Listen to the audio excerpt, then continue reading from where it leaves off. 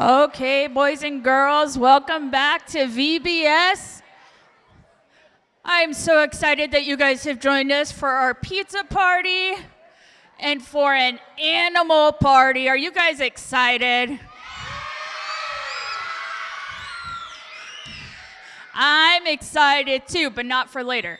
So we'll see what happens at closing with the snake. I don't want to hold it. With that, I need you guys just to kind of sit down, chill out, and we're going to start here in a minute.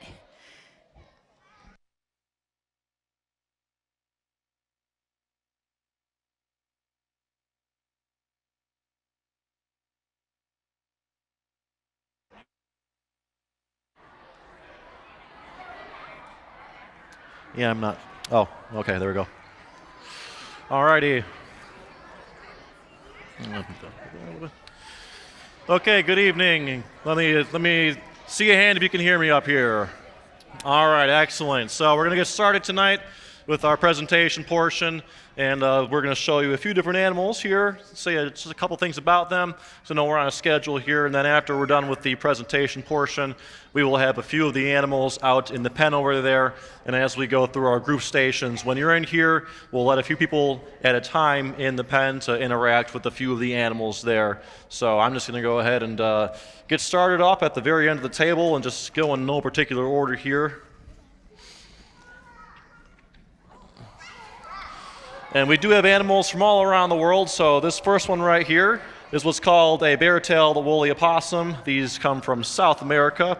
They are a marsupial, and they're not a very large marsupial like our opossums are.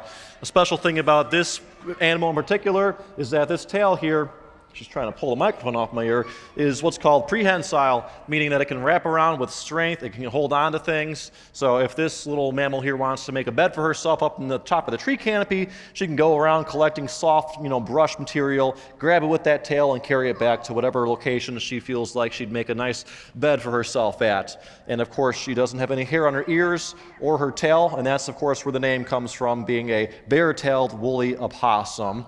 She's a very good climber, and she is terrestrial, meaning that, arboreal, meaning that she lives very high up in the trees. So you're not going to find these opossums running around on the ground like you will with our opossums. So this here is Wendy. We're going to go ahead and move on to our next creature here. And she's going to put herself back in her carrier. There we go. And aside from the size difference, what makes her a lot more different than our opossums is that our opossums, the Virginia opossum, they cannot hang by their tail. They weigh too much, so their body weight cannot be supported by that tail. It would actually damage their tail there. Now this is a small little mammal. Her name is Ivy. She is an African pygmy hedgehog. They're one of the small species of hedgehog. Of course, the main feature that these guys have that make them very unique are all these spines on her backside. That is her secondary self-defense mechanism. Every animal for defense at first will try to run away. Of course, if they cannot run away, that's when they'll employ their secondary defense mechanism. So for her, she would go onto her back, and rather than trying to not, curl up like she is right now, she wants to run around. She's a very friendly hedgehog. In the wild, they would, curl up into a ball position, and they would stand those spikes upwards so that they will poke into whatever predator is trying to get at them. So she only really balls up when she's asleep at nighttime. That's natural for them because they want to be defended when they're asleep, of course. But aside from that, what defends them as well is their environment, their habitat where they choose to sleep at. They choose to sleep in the bottom of bushes or hedges. That's why they're called a hedgehog, because you find them in those hedges there. So the material at the base is very thick, a lot of sticks and branches. It's hard for predators to reach in there, and that's why they like to live in those areas. She, of course, likes to eat different things like insects, and also she can eat fruit. There's a lot of fruit that grows in Africa, of course, and when those fruit plants fall to the ground, she'll be able to eat those very easily there.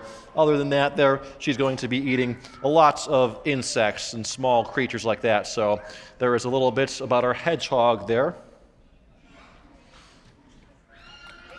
Nocturnal, of course, so they really don't want to be active so much during the daytime.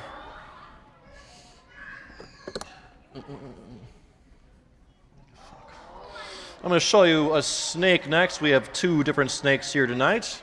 This first one This is a snake that you will find in our country all the way down in Florida, up the east coast all the way to Kentucky about. And this is what's called a corn snake.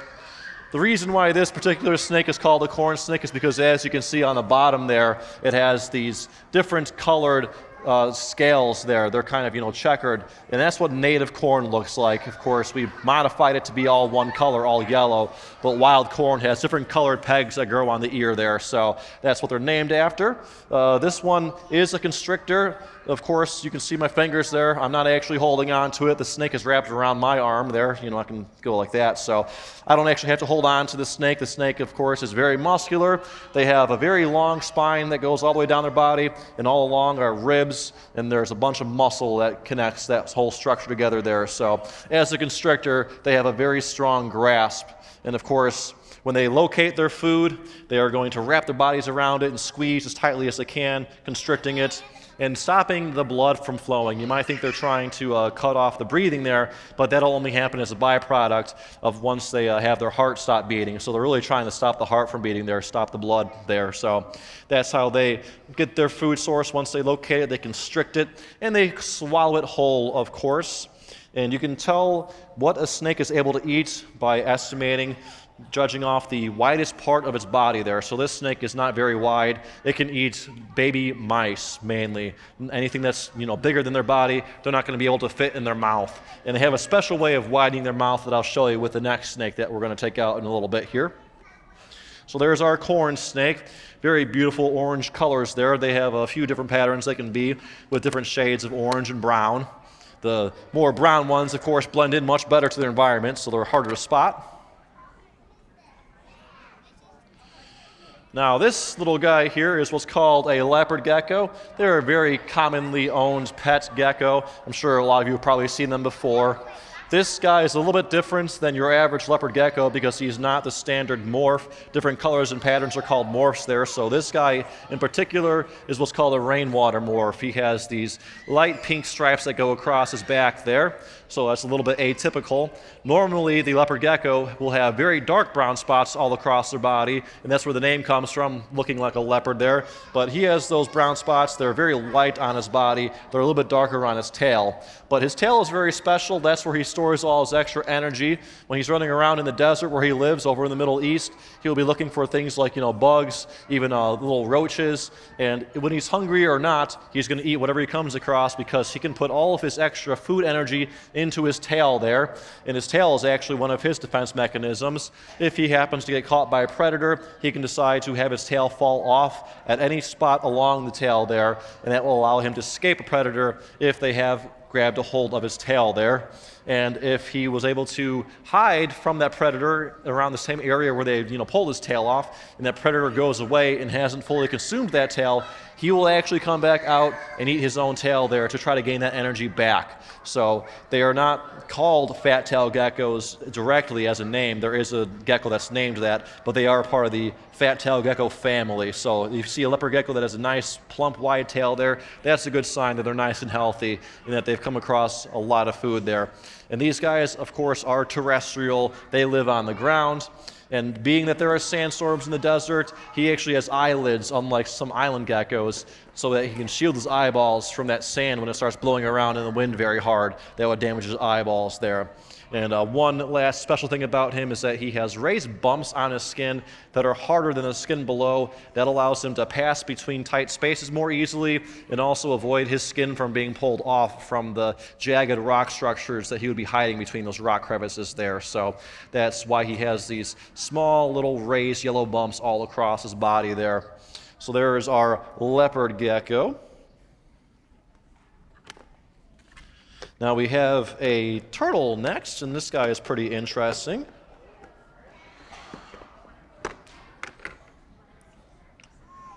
This is our eastern box turtle. They're very special because, like the name implies, they can close themselves up into their shell just like you close a box there. Not every turtle can actually fully close into their own shell, so that's a special feature for some turtles there if you wanted to.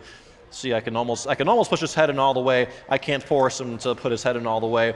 But if he wanted to hide from a predator, he would pull that head all the way back tuck those arms in, also those legs on the back there, and he would raise this bottom section of his shell upwards to merge with the top portion there and close together, just like a box, the lid flaps closing together. So that's where his name comes from. For these species, they are actually semi-aquatic, meaning that they go into the water sometimes. They don't live in the water permanently, like red-eared sliders or painted turtles there. So he's going to be living on the land. He may go in the water to get some exercise, just to swim around. He might go in the water to cool his body down because, of course, he is cold-blooded. He can't regulate his body temperature by sweating or anything like that. So if he wants to get cool, he needs to go where it's cold. If he wants to get warm, he needs to go where it's warm. So going in the water is an easy way to cool down, as it's pretty much always a lower temperature than the atmosphere around it there. But he could also go by the water, go in the water, because he's going to find food more easily around those water sources. There will be more slugs and grubs, mealworms, maggots, larvae, and all those kinds of things. Even more vegetation that he can eat around those pond areas and small streams and things like that there. So that is a little bit about the box turtle. I can tell that he's a boy because for this species, the males have a concave bottom there. It goes inwards, whereas the females are flat on the bottom. And he has these bright kind of orange or red eyes. The females have dark red or brown eyes there. And he is somewhat like the bird because he has a beak or a bill for a mouth there. So he has a sharp beak that he bites things into small pieces with and swallows them in those small pieces. Doesn't have any teeth inside of his mouth for chewing there. And that's true for pretty much all turtles. They have that beak in the front of their mouth that they bite their food into little chunks with there. And of course, his shell is actually a living membrane. He can feel through his shell very slightly, especially at the part where these sections merge together there. And that will grow with him for his whole life. Of course, he cannot leave his shell. It is a permanent part of his body that his bone structure is attached to. His spine and his ribs are under this top portion of the shell, which is called the carapace, and the bottom part is called the plastron. So there is our eastern box turtle. And he's a little bit quicker, actually, than people imagine turtles to be. They're not very slow. The slowest of the terrapins, that's what turtles and tortoises are called, would be the land tortoises. Because of their big size, they kind of lumber along. So the smaller the turtle, generally the quicker they can actually go. So he's actually pretty quick.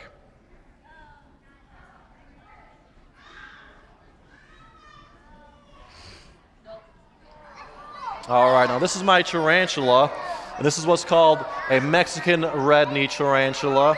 This one is actually kind of young. It's not very old. It's not more than 10 years old even. We had one that was older, passed away. But these tarantulas, they can potentially live, at least the females, to be 35 years old. The males don't really live past 10 years there, so there's a big age difference between the males and the females there. They're very docile creatures. Most tarantulas, because of their size, they are not aggressive.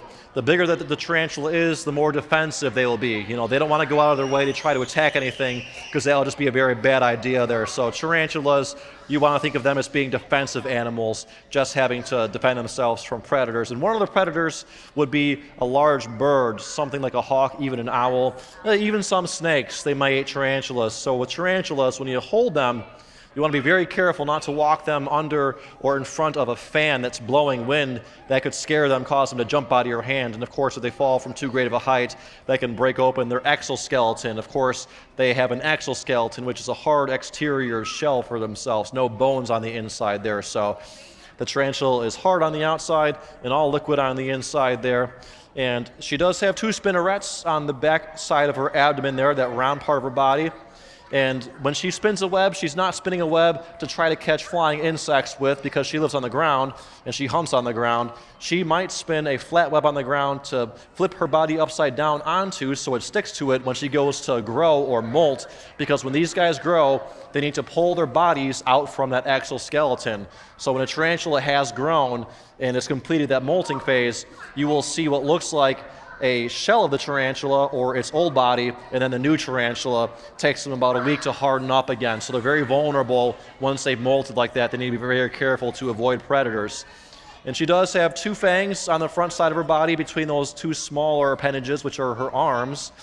So when she hunts for her food and finds it, she injects a venom into it, which paralyzes it and turns it into liquid on the inside, like the cricket, for instance. And she uses those two front arms to scoop that liquid into a mouth hole she has on the bottom of that flat part of her body up front, which is her cephalothorax there. So her venom is not anywhere near dangerous enough to be a threat to me, and that's true for pretty much all tarantulas. They have very weak venom in terms of being, bad for humans. You have a much greater chance of being injured by spiders than you do by tarantulas. They have worse venom there. So that's a little bit about our tarantula. And once again, Mexican red-knee tarantula. They are found, of course, in Mexico, New Mexico, Texas, that whole southwest region.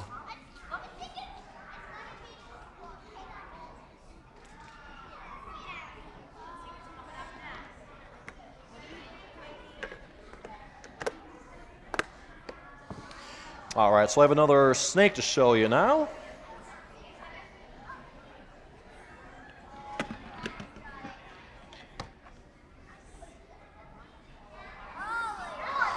This is a much larger snake than the corn snake. This is what's called a ball python.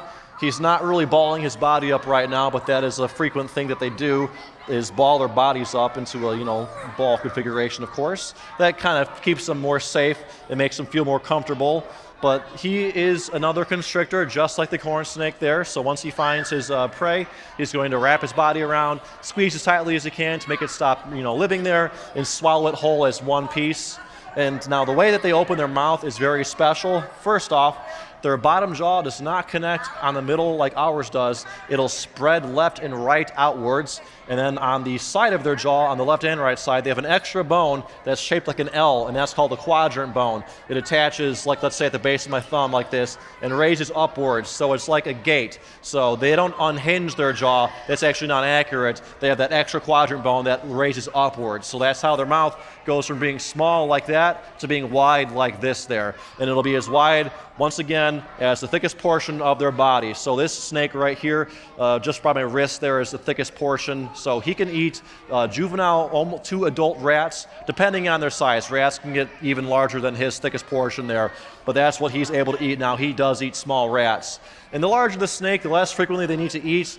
Some snakes only need to actually eat once per month. The larger ones that eat things like rabbits, and of course in Africa there are anacondas that will eat much larger creatures the size of deer and other large mammals like that there.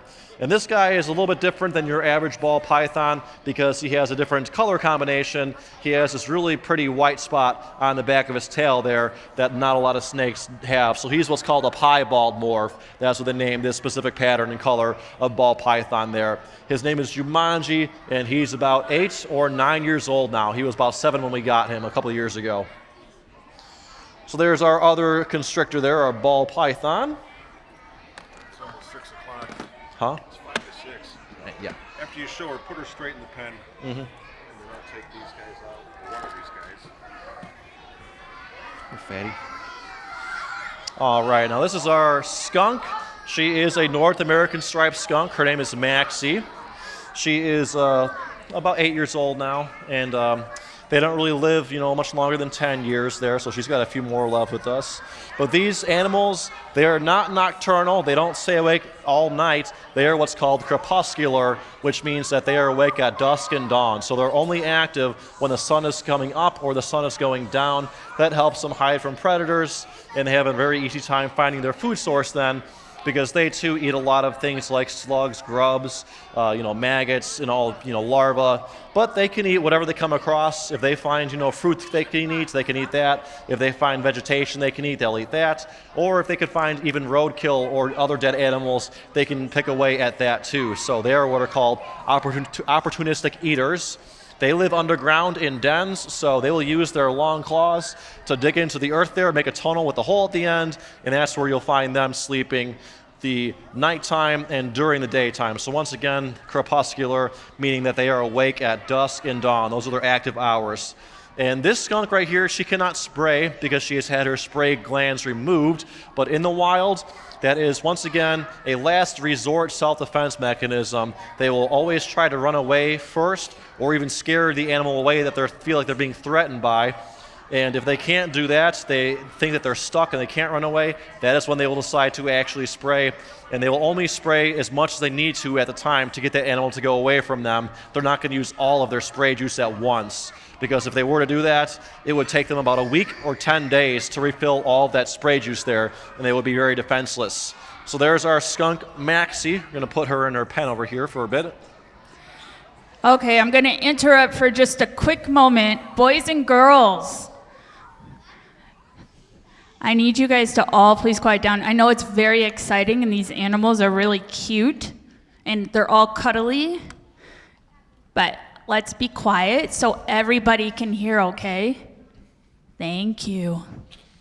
And this next animal right here is one of our bats. We have 2 species.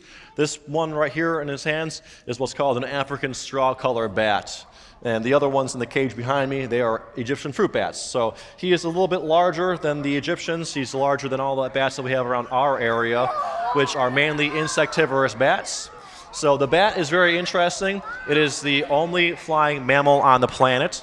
And as the only flying mammal, they have the second largest order, actually, of mammal. There are over 1,400 different species of bats that are known on the planet right now.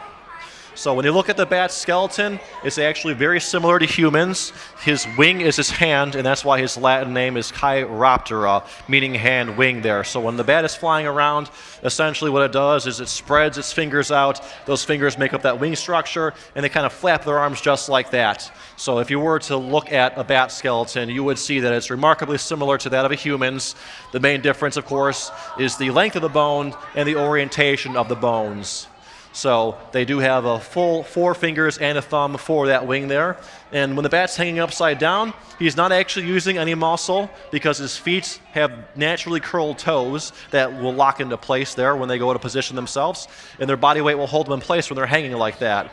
So they are actually not using any energy when they are hanging from their cage there. The only time that they are actually using their energy is to release their grip to walk around.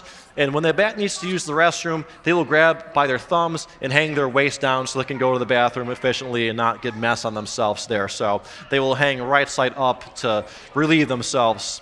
Now these bats, as fruit bats, they don't actually eat fruits like we do. They don't swallow the whole thing there. They put the fruit in their mouth, they chew it up, they get all the juice out, and then they spit out the dried part once they've extracted all that juice there. So they're after the juice, the sugar, the nectar, and the liquid portion of those fruits. Of course, bananas, they will eat the whole thing because bananas are just mushy, outside of the skin, the peel there. So that's the one difference with their fruits. They're otherwise, they're just after all the juicy bits, and they spit out the remainder there. So their cage every day is just covered in spit out little chunks of fruit there.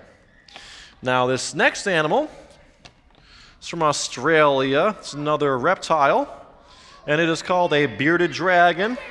They are also very popular lizards that a lot of people have as pets there because they're very calm animals. They're very easy to handle, but they are actually very fast. You would not want to put them on the ground outside because if they ran away, they would be too fast to catch. They're, faster than we can run actually. So very quick little guys there, but nonetheless very interesting animals. They eat a lot of different, insects that crawl around on the ground, on the desert floor in Australia, in the outback areas where it's very rough and rocky. So they can eat, those crickets and mealworms and other things like that, roaches. But in addition to all that, they can also eat beetles. They have very sharp rows of teeth in their mouth, and they have a much stronger jaw force than a lot of other reptiles. So they can bite very hard and easily break through those beetles' exoskeletons there to get to their insides. Now, they look spiky on the side of their body and on the side of their face there, but those aren't actually spikes. They are very soft like rubber or latex there. So that is one of those appearance tricks that makes animals think twice before trying to eat them because they see those spikes and they think that they might get injured trying to eat them like that. Now, they're called a bearded dragon because, first off, they do have a dragon-like appearance, being a lizard like this. But on the bottom side of their face, that underside of their chin, the whole area will turn dark black like a beard if they are stressed out. So that's an easy way to tell if the bearded dragon is undergoing any form of stress. They communicate visually, not verbally like that. And bearded dragons, male bearded dragons, they are territorial and they live by themselves there. So you're not going to find multiple male bearded dragons living in the same area. And this guy, his name is Smog the Dragon.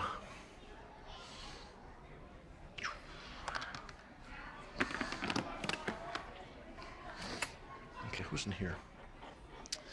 Oh. Now, this is a familiar animal that you might have seen a version of. This is an armadillo, but he's not like what we have down in Texas. He is what's called a screaming hairy armadillo. So he is much smaller than all the other armadillos there. He's the kind of little guy.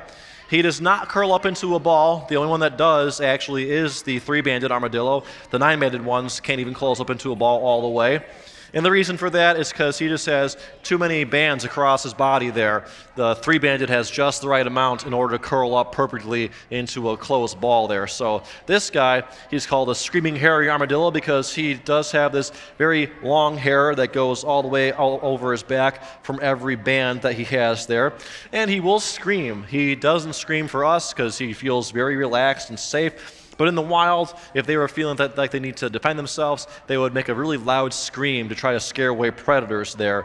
And that's also a signal to other armadillos in the area that there's danger afoot there. So, pretty cool little guy. They are in the same family as anteaters, but they're not actually anteaters themselves. They are actually omnivores. So, if he can find small enough little mice, he can actually eat those, as well as very small geckos and other things like that there. But he has to eat them very carefully because he does not have sharp teeth in front of his mouth. He has teeth more towards the back of his mouth, and he actually has a very long tongue.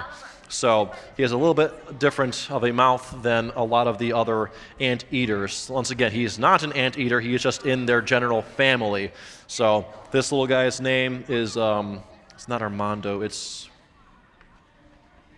Fernando. Fernando, the screaming hairy armadillo. So you might be able to see him a little bit later once we go into the pen there with some of the animals.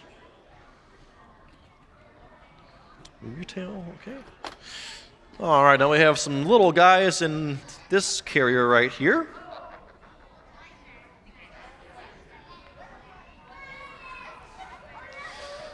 And these are sugar gliders. You may have seen them before. They are a marsupial, just like Wendy the opossum there. So they're in that same opossum family. They're just really small. They're one of the smallest opossums. They are also, like the other opossum, arboreal, so they live very high up in the trees.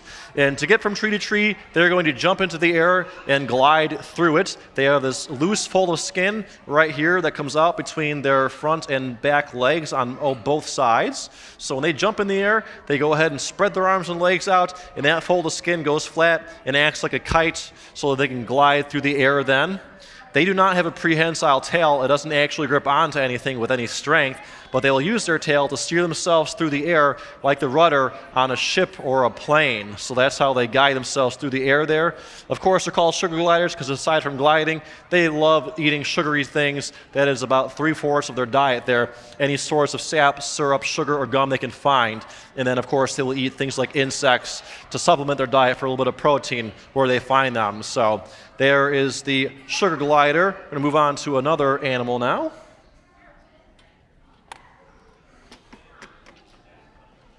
I'll show a rabbit next.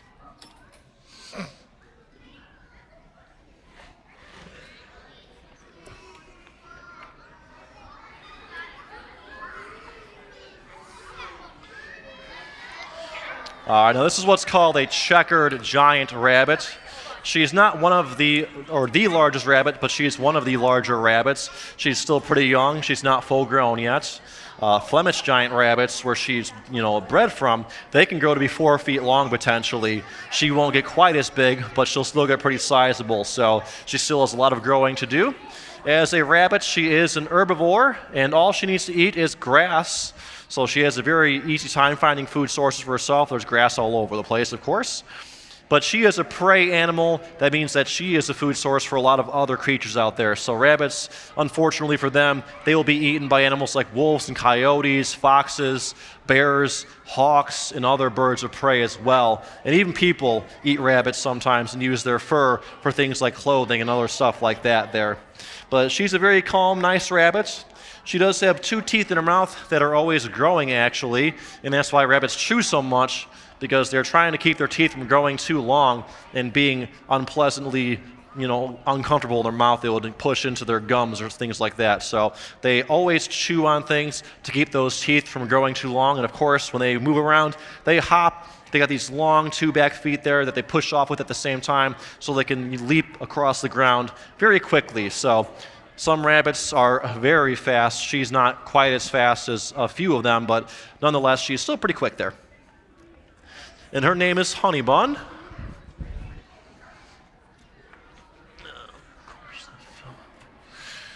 All right, and now I'm going to show you a little birdie here. Step up. All right, now this is Piper. He is an Indian ringneck parrot. As you can see, he's not a very large bird. And he doesn't speak so much right now, but he will be able to learn quite a few words. He's not going to have the large vocabulary like an African gray will, but he should be able to say things like his name, hello, goodbye, and a few other simple things. And a lot of the times, these birds are not just repeating, but they actually do understand the words that they're saying. Our other bird, when we leave the house, she says goodbye to us, so she knows what she's saying when she does say it, but you have to be really forceful with them to have them be able to say certain things. You got to be very repetitive and make sure that you always say things in the same context if you really want them to understand what they're going to be saying then. So right now he just kind of makes those chirping type noises. Yeah, Piper. And that's what the thing is too. You can't force them to talk. They can be trained to speak on command to a point, but if they don't want to talk, they're not going to talk. So you can't always get a bird to say things when you want them to.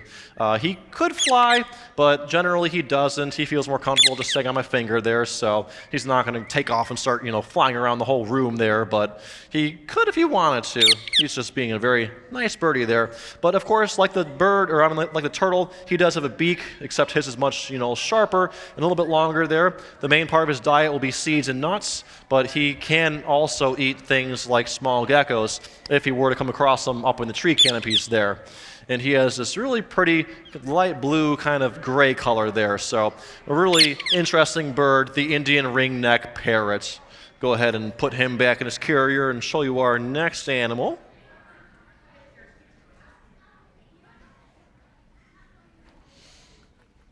All right, now this next one is very special. I can't have those two out at the same time because this next animal would eat the bird, actually, if she had a chance to.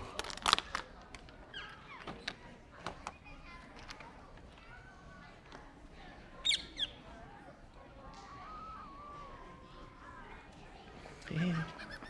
Shh, shh, shh, shh.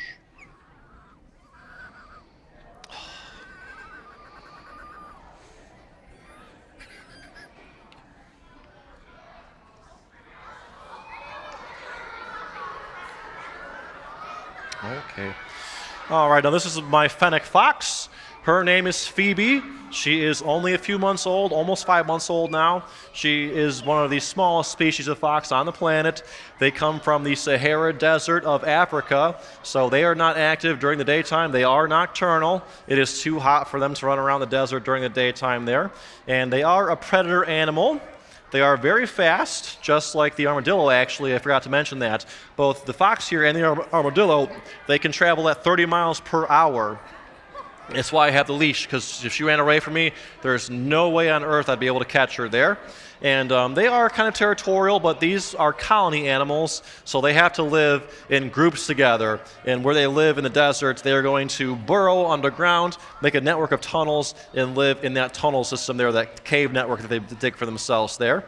Now, she has these big ears that are very good for not only getting heat off her body, the heat will go through her body and radiate out of those ears there, but she has very good hearing. She can actually hear insects walking across the desert floor, and one of those things that she can hear will be scorpions, which she can actually eat. When the fox finds a scorpion, she'll kind of play with it, bat at it so fast that the scorpion can't exactly strike at it. Once the scorpion gets so tired that it can't, really strike its tail that fast, it'll rip off the scorpion's tail and go ahead and eat the rest of the scorpion then. So they're one of the few things out there that are able to eat those scorpions running around on the desert floor at nighttime. And they can make quite a few different noises. She can actually scream if she feels like she's being threatened. She can make, kind of barks like a dog. She is in the canine family there. And she also makes a lot of whimpering noises when she wants us to know that, she's maybe feeling a little scared or she wants to, stay in her cage or something like that. So they are very vocal animals. And she can also jump about 4 or 5 feet straight up in the air if she wants to. So she's very good at getting on top of things. Like if I put her on the ground, she could just jump onto the table very easily there. So they do have kind of soft fur there, and she's a little bit more friendly. But out in the wild, there is no way you'd be able to come up to them and pet them. They would run away from you before you even get close there. So that's a little bit about our fennec fox, the smallest species. She won't be larger than a Chihuahua when she's full grown.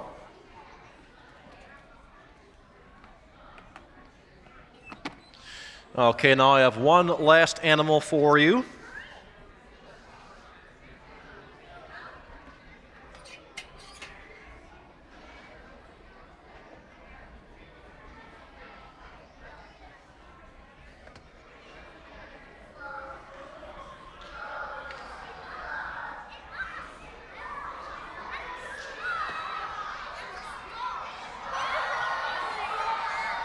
All right, now this is Rico, and he is a two-toed sloth from South America. He is actually called a Linnaeus two-toed sloth. So if you look at his arms there, on his front arms, he only has 2 toes.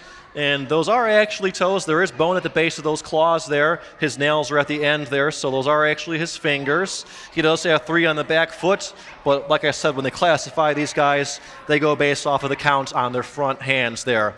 Now, he is very strong. He has approximately 3 times the strength compared to a human for his body size. And the reason for that is that whereas our muscles run lengthwise across the bone, his are diagonal across the bone. So that gives him a lot more strength there. And when he is hanging upside down, he can actually hang there and sleep in that position. He will lock his arms and legs in place a certain way. His body weight will hold him, based on gravity, and he can fall asleep hanging. And as you can see, he can hang from, his right or left, front and back arm. He can hang from just his front arms. He can hang from just his, his back legs there. And he is a very curious guy. He loves exploring all over the place. He is actually an omnivore, so he can eat meat sources. He can eat little baby pinky mice just like the snake can. He could also, in the wild, eat little geckos and things like that. So he is actually a lot faster than the 3-toed geckos that are herbivores that only eat leaves. So he has a much more varied diet than those other sloths that just eat leaves there. And of course, he has a different looking face. Now, you wouldn't be able to find these guys so easily in the wild because he has these long golden fur across his body there, and those have little notches in them that allow for moss and other foliage to grow in it. So when he's hanging from the tree out there in the wild, he may just look like a big, green ball of moss hanging from the tree. So they're not very easy to detect. Now, when they go to the bathroom, they only go to the bathroom once every 7 to 10 days, and that is both functions there. So when he goes to the bathroom, he's going to climb down to the base of the tree, and he's going to use his rear end here to push into the ground.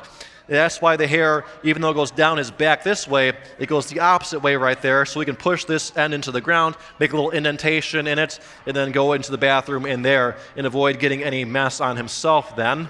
And when he does go to the bathroom, there will usually be a moth that will be living on his body, and they will lay their eggs in his feces, because that's how moths, lay their eggs. They lay them in feces. So he helps propagate that specific moth species out there in the jungle. They're called a cryptosis moth.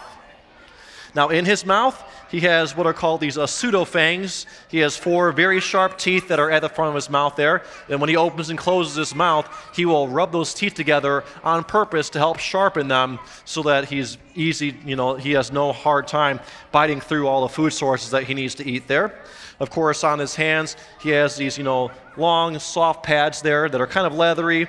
And when he gets, heated up, they are nice and warm there. And when he's full grown, he could actually weigh up to 40 pounds, and he might be, 2 to 3 times the size. He's still pretty young right now. He's not even 2 years old yet. He'll be 2 years old on October 8th. That's when his birthday is. So it's actually getting close to his birthday here. So He's, like I said, just a very curious guy. He loves exploring and sniffing around. He's always sniffing around to find things in his, environment there. And they will actually move pretty fast if he wants to defend himself. Like I said, he can use those sharp teeth, but if he needs to, he can reach out and he can slash with his claws very quickly, actually. So I've seen him do it. He doesn't like cats. If this cat tries to sniff him, he tries to swipe out at them, and I got to pull her back there. So. And he's also very stubborn. If he wants to climb up something, he's going to grab onto it, and I basically have to pry his hands off to get him to let go of whatever he's trying to grab onto there. So, very curious little guy and a very fun little guy, but like I said, with those sharp teeth, I have to be very careful that he doesn't try to put his mouth on anybody, because if he were to bite, it would be very bad. It would hurt very much so. And his body weight does get pretty tiresome on your arms eventually. We have his nails regularly filed down so that they're not super sharp. Otherwise, I would have a sleeve on right now, because it'll be just a little bit too much pushing into my arm there. But right now, it's not so bad. So that is a little bit about my two-toed sloth, and his name is Rico. And so that brings us to the end of the show portion here. That is all the animals that we have for you. So thank you guys so much for being a good audience tonight. And like I said, once you are dismissed, we are going to have a few of the animals in that pen over there. So when you go into your groups and you get sent in here to look at the animals, you can look at the animals on stage. We just ask that you get them, space. Don't touch them or put your fingers in their cage, of course. But if you want to look at them, you can do that. And we'll allow a few people at a time into the pen to pet the animals. But just remember, we're just petting them nice and soft. Don't try to pick them up, because that is too much stress for the animals to be picked up by too many people at one time. They don't want to be picked up that much. So just pet the animals, and we'll go along with it that way once you get split up into your groups. So once again, thank you so much. We're going to turn the program back over.